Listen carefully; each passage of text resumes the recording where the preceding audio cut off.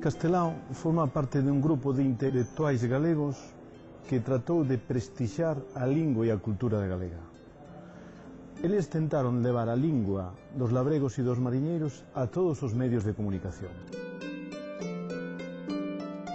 Para galeguizar rápido a esa xente e para darlles unha explicación do que era Galicia e do que era a súa lingua e darlles dignidade, eu creo que o labor de Castelao foi imprescindible porque colleu toda esa cultura dun pobo e transustanciou-na nuns dibuixos que se vían nunhas publicacións masivas, sexan A Nosa Terra, sexa o Xornal Galicia ou sexa o Faro de Vigo.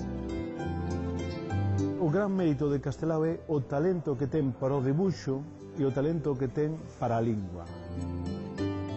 Fixo que os galegos sintonizaran ou empatizaran con el.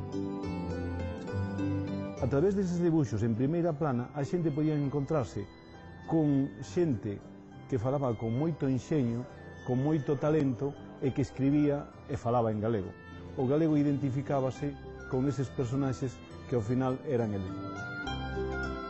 Castelao non era máis que un espello que poñía diante dun xornal donde un galego e unha galega podían reflexarse.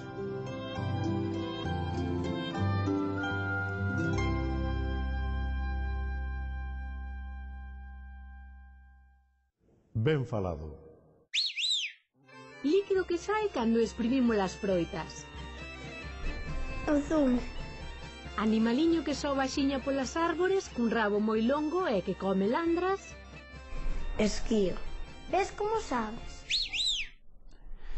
A xente identificouse cos debuxos de Castelao, cousa que é un éxito para un humorista gráfico non só pola limpeza e verosimilitude dos seus debuxos, senón tamén porque utilizaba a lóxica tumbativa e revolucionaria dos humildes e porque a expresaba con toda a riqueza da lingua popular.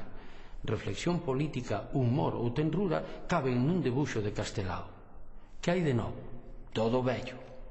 Por que non queres ir á escola, rapaz? Porque sempre me preguntan o que non sei. Castelao recibiu moito da lingua, pero tamén lle deu algún sintama importante á lingua. Hai sitio para todos. Na construción de Galicia hai sitio para todos, dixo Castelao. Abur.